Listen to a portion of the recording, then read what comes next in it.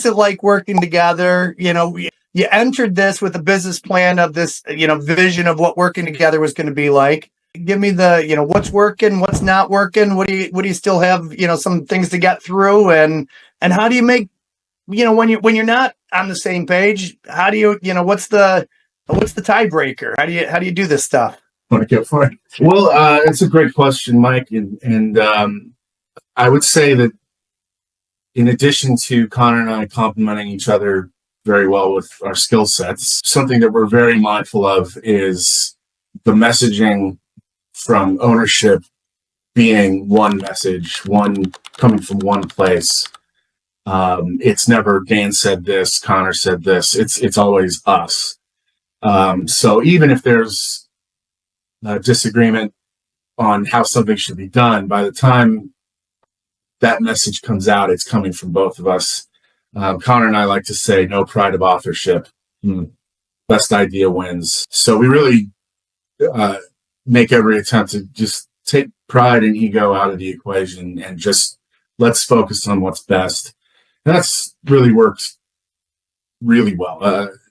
Having that unified message from the two of us is kind of paramount to making sure they know we're on the same page. Yeah. And I think, going in, we have a light line of demarcation or split in duties. Like Dan is, over operations. I'm more on like the financial side, all big decisions and strategy, we work together on. So, that kind of helps too. So we can kind of, we don't have to come together for every single decision. We can work in, I don't want to say the word silo because that's too much, but, there are decisions that could be made that like the other person isn't going to question, right? Or even necessarily care about. And then if things go south, this is something we decided on like years ago, just as brothers before we were business partners, is if we're at an impasse and neither of us are going to bend or bow to the other, we have a safety word.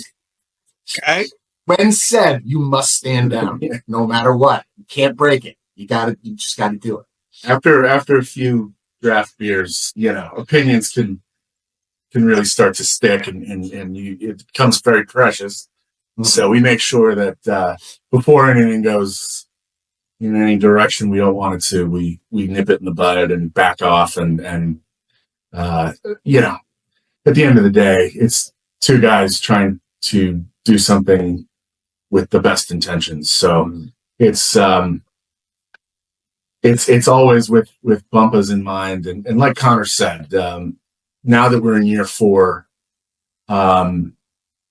things just sort of happen now. They click into place without the two of us having to do X, Y, or Z. We don't necessarily need to remind each other of our duties, and it's just it clicks very nicely, and it's been a terrific partnership. It's definitely defined what my life looks like, and who